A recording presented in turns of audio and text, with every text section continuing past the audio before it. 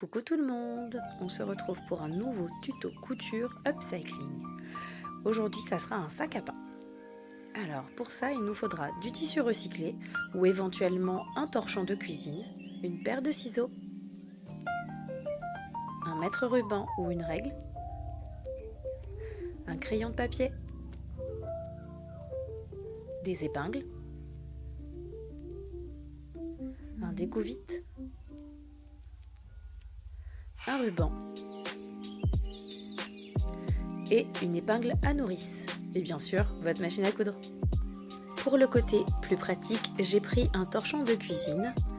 Je suis venue le plier en deux et ça m'a donné en fait un rectangle. On va venir épingler deux côtés et on va venir chercher un tissu doublure pour pouvoir reproduire la taille de notre torchon. Pour que ça soit plus facile à découper, il va falloir soit repasser votre tissu. Vous voyez que là, je n'ai pas repassé, mais ça marche quand même si on tire bien les tissus ensemble. On se retrouve donc avec deux morceaux de tissu, le tissu extérieur et le tissu intérieur que l'on appelle la doublure. On pense à épingler nos côtés pour pouvoir faire la couture. La couture, ça va être un point droit le long de la grande longueur et le fond du sac. Et pour la doublure par contre, on va faire le côté, le fond et on va s'arrêter à un moment donné. Là je mets un petit point pour ne pas oublier de laisser une ouverture. On verra pour la suite pourquoi on fait une petite ouverture comme ça. On va démarrer notre couture avec un point d'arrêt. On va coudre le long, hop, à la trace, on vient aussi faire un autre point d'arrêt. On recommence de l'autre côté avec un point d'arrêt et on repart au point droit. On fait attention à son angle. On pense à planter l'aiguille, soulever le pied de biche, pivoter, reposer le pied de biche et on repart. Tout du long.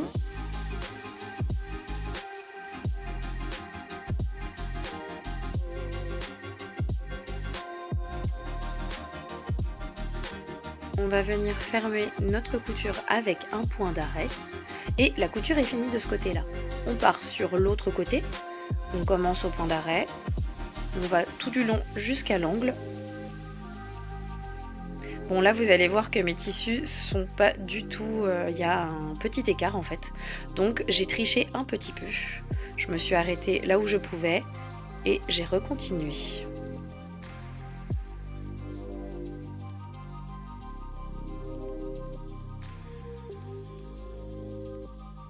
Voilà, on arrive à la fin, on pense à faire aussi son point d'arrêt et l'autre côté vient d'être fini. Voilà, pour celles qui comme moi ont un petit surplus de tissu, je suis venue donc découper l'excédent de tissu, donc voilà, pour que ça soit un petit peu plus droit, dirons-nous.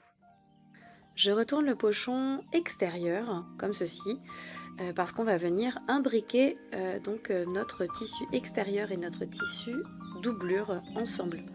Donc le but c'est de mettre en fait toujours endroit contre endroit nos tissus. Là on peut s'aider éventuellement avec le côté qui a été cousu précédemment.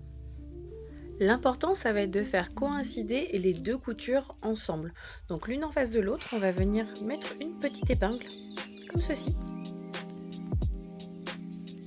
Pour faciliter notre couture, on va venir épingler les pochons ensemble tout autour.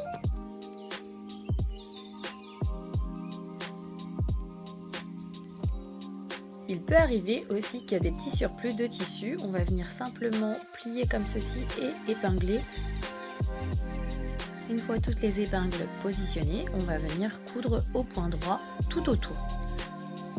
Alors on va se placer à peu près à 1 cm du bord et on va essayer de suivre le bord du tissu. Pour faciliter la couture, je tire légèrement les tissus vers moi, ce qui permet à la machine d'entraîner plus facilement et bien droit votre tissu.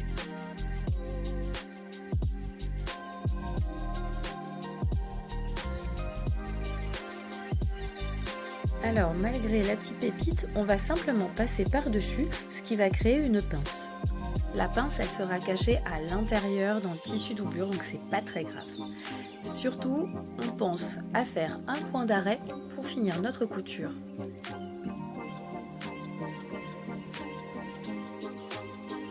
On va pouvoir venir éventuellement découper le surplus et faire surtout un zigzag. Le zigzag, ça va permettre en fait d'éviter que votre tissu s'effiloche dans le temps.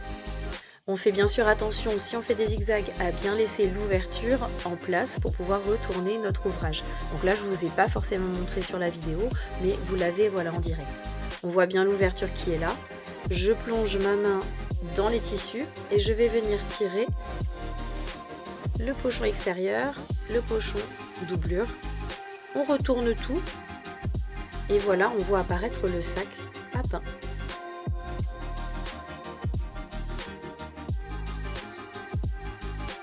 On va pouvoir venir faire un petit point droit, alors soit à la machine à coudre, soit à l'aiguille pour venir fermer l'ouverture. Moi, je vais prendre l'option machine à coudre. Une fois que ça sera fait, on vient mettre les doublures correctement à l'intérieur. On tire le plus possible les tissus pour pas que ça fasse des petites bourres de tissu au fond. Et une fois que ça sera fait, on va venir bien plaquer les deux tissus tout en haut, le plus plat possible. On peut tirer un petit peu éventuellement pour remonter certains tissus. Et une fois qu'on aura fait ça, on va venir épingler. Alors juste quelques épingles, ça sera uniquement pour maintenir les deux tissus, parce que par la suite, on va venir tracer à la règle un repère. On va avoir besoin de votre ruban, de la règle et des épingles. J'ai positionné le ruban comme ceci et j'ai compté à peu près 0,5 cm au-dessus du ruban et j'ai tracé ma petite ligne de repère. Là, j'ai mis les épingles sur la ligne. Et on va venir progressivement faire pivoter les tissus et continuer notre ligne et épingler.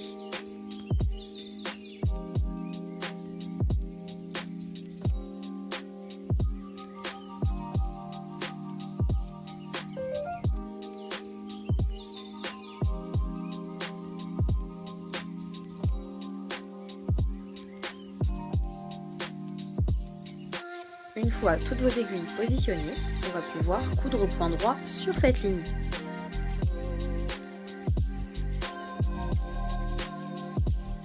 Essayez le plus possible de ne pas déborder de la ligne parce que ça sera important pour la suite pour pouvoir venir positionner notre ruban à l'intérieur.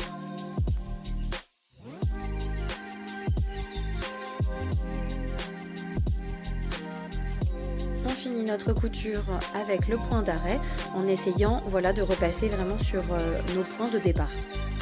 Là, attention, le pic-aiguille, aïe, ça pique. Alors là, c'est la petite partie délicate. On va venir retirer les quelques fils qui sont là-haut.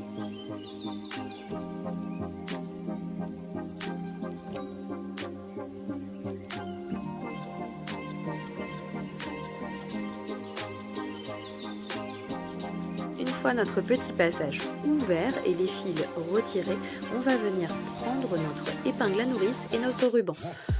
Moi, j'ai regardé rapidement la longueur qu'il me fallait comme ceci, avec une petite marge en plus. J'ai découpé mon ruban et je suis venue piquer directement mon épingle à nourrice dans le ruban. Alors soit on peut faire un petit nœud au départ pour pas que ça effiloche le ruban. Après là c'est vous qui voyez. J'ai piqué moi dans le petit nœud et je suis venue insérer l'épingle à nourrice comme ceci. Alors on pousse, on tire, on pousse, on tire, voilà, après chacun sa technique. Le but c'est de réussir à passer le ruban jusque de l'autre côté. Alors ça peut arriver que parfois le tissu qui est à l'intérieur des tissus doublure et tissus extérieurs, des fois ça passe un petit peu par-dessus. Même si ça nous embête un petit peu, normalement en tirant légèrement, on se ferait un chemin et le passage se fait facilement. Je termine par faire un nœud avec nos rubans. Et voilà, notre sac à pain est presque fini. Enfin, on peut l'arrêter ici, il est super, il est génial. On va déjà l'utiliser comme ça.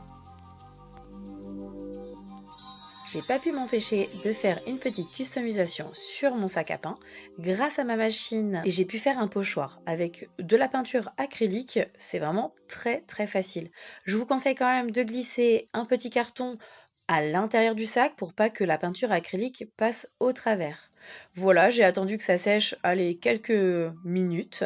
Et voilà, le sac à pain est réalisé. C'est marqué dessus, comme ça, voilà, il est vraiment tout prêt, toujours pour vos pains, pour aller à la boulangerie. Comme le sac est doublé, eh bien en fait, ça conserve extrêmement bien le pain qui a besoin de garder un peu d'humidité pour être toujours bien moelleux et super bon. Si mon tuto vous a plu, c'est cool, suivez-moi sur mes réseaux sociaux. Et sinon, on se dit à une prochaine fois. Allez, amusez-vous bien et faites plein de sacs à pain. À bientôt!